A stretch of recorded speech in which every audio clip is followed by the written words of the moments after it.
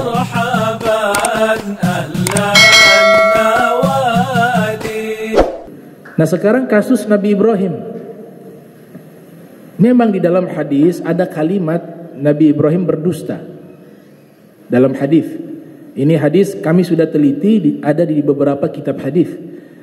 Hadis ini diriwayatkan di dalam kitab Musnad Ahmad bin Hanbal yang lahir 164 Hijriah, wafat 241 Hijriah.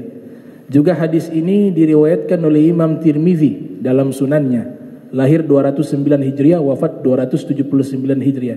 Juga hadis ini diriwayatkan oleh Imam Bukhari dalam sahihnya, lahir 194 Hijriah, wafat 256 Hijriah. Juga hadis ini diriwayatkan oleh Imam Muslim dalam sahihnya, lahir 204 Hijriah, wafat 261 Hijriah.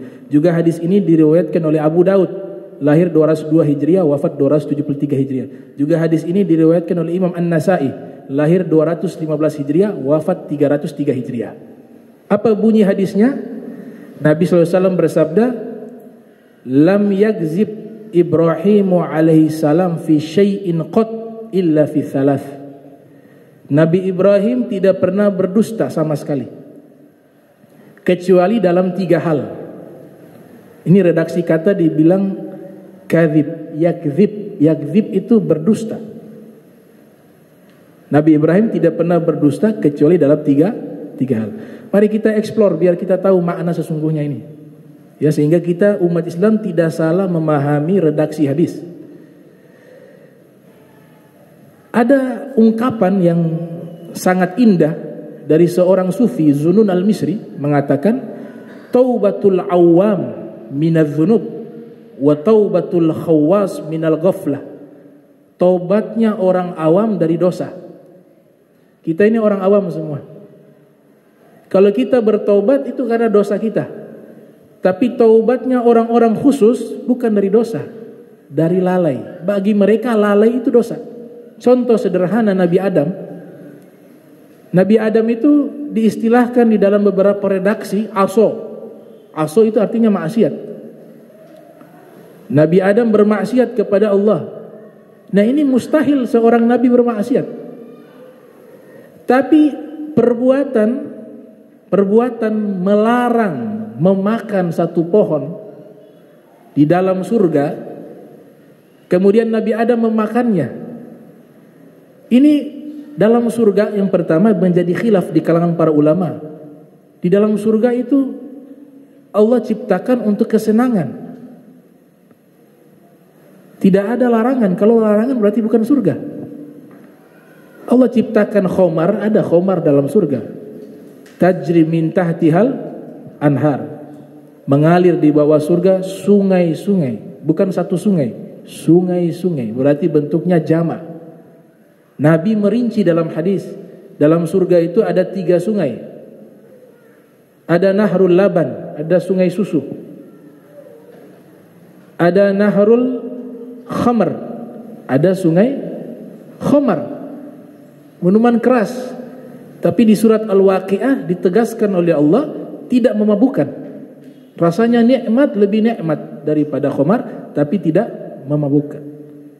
Nahrul asal, sungai madu. Ini 3 sungai di dalam surga. Nah khamar itu kan diharamkan di dunia. Tapi di surga Allah halalkan karena ilatnya hilang, tidak ada mabuk. Maka yang sesuatu yang di dunia tadinya haram, dia ketika di surga menjadi halal, padahal di dunia haram. Loh bagaimana buah yang di dunia itu halal di surga jadi haram? Paham ya? Ini logika berpikir. Nabi Adam kan makan buah khuldi. Khuldi itu bukan nama buah, khuldi itu sifat. Dibohongi oleh iblis. Khuldi artinya kekal. Kalau kau makan ini kau kekal. Kekal bahasa Arab dari kata khuld. Khuldi buah yang membuat orang menjadi kekal.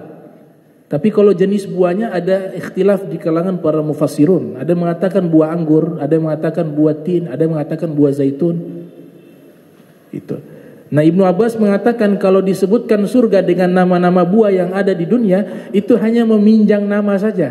tapi bukan hakikat buahnya sama, tidak. Karena di surga lebih hebat daripada yang di dunia. Tapi karena imajinasi manusia tidak bisa merenungkan hal itu, maka Allah pinjam nama-nama yang biasa manusia tahu.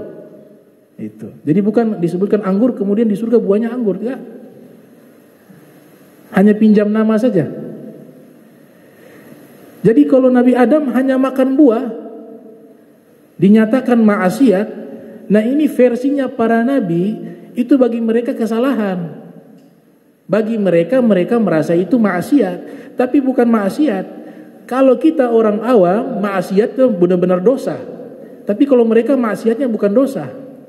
Makanya para nabi disebut dengan wa ismatuhum kasairil malaikah. Mereka terjaga dari dosa sebagaimana seluruh malaikat. Itu akidah Ahlussunnah wal Jamaah. Itu. Jadi jangan kita salah pahami ketika Nabi Adam melakukan maksiat, kita anggap itu maksiat.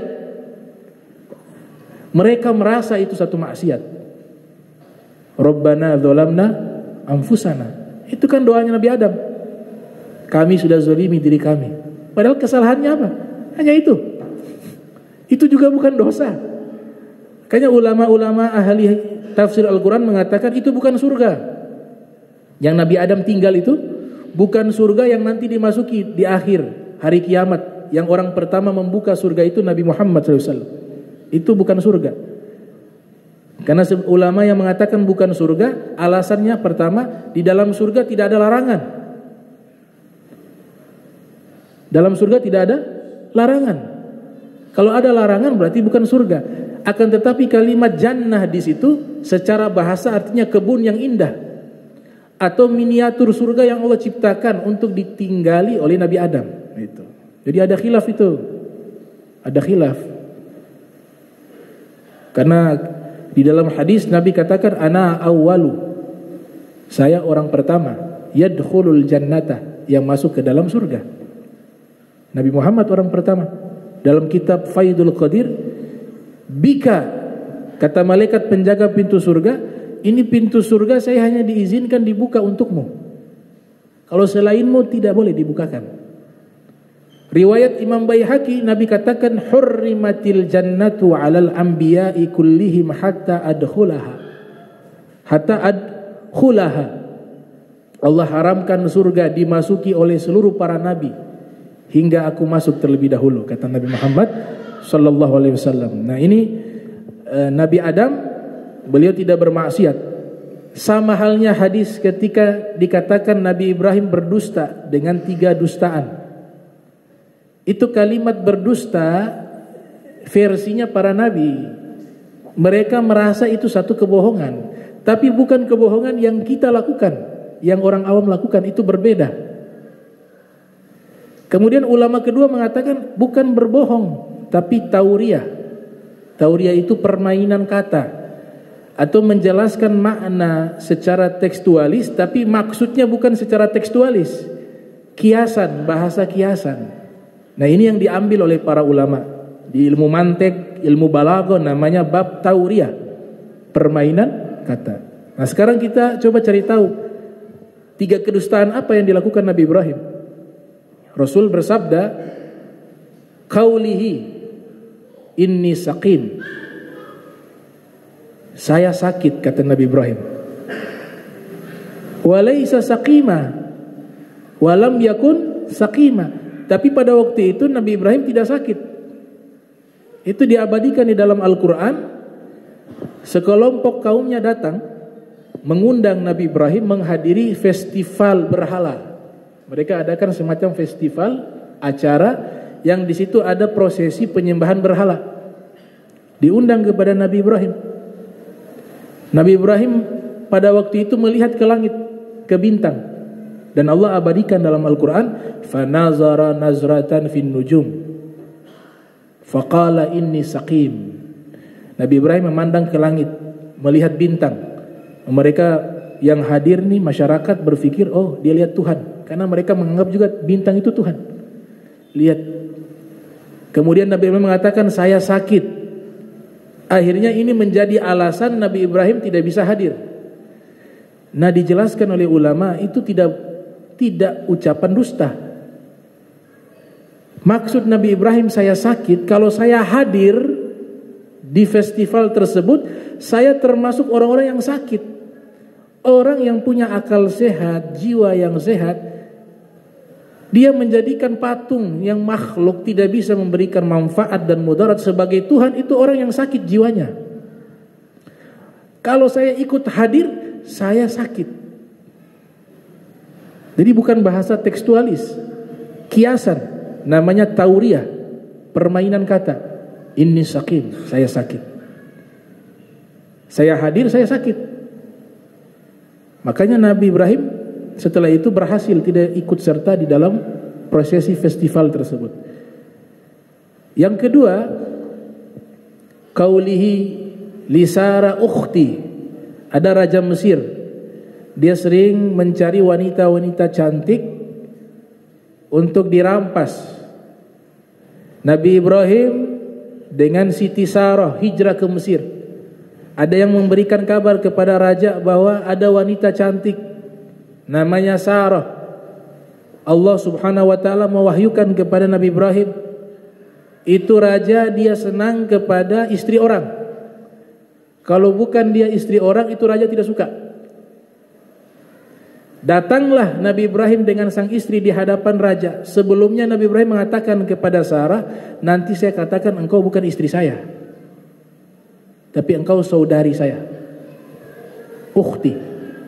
Raja bertanya, ini siapa wahai Ibrahim, wanita cantik ini? Nabi Ibrahim mengatakan, ini adalah ukhti, saudari perempuan saya. Padahal istrinya. Apakah ini kebohongan? Tidak. Nabi Ibrahim mengucapkan ini saudari saya, maksudnya saudari seagama.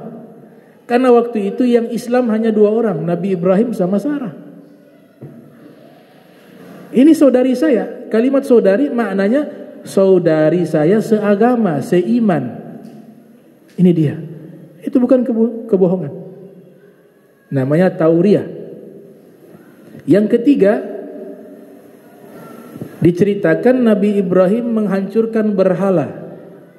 Diabadikan di dalam surat Al-Anbiya. Faja'alahum judzaza illa kabiran lahum la'allahum ilaihi yarji'un. Kaumnya pergi, ceritanya sama dengan festival tadi. Ketika mereka mengundang Nabi Ibrahim menghadiri festival, ini Imam Fakhruddin Ar-Razi meriwayatkan secara utuh dalam kitabnya Mafatihul Ghaib yang lahir tahun 544 Hijriah, wafat 606 Hijriah.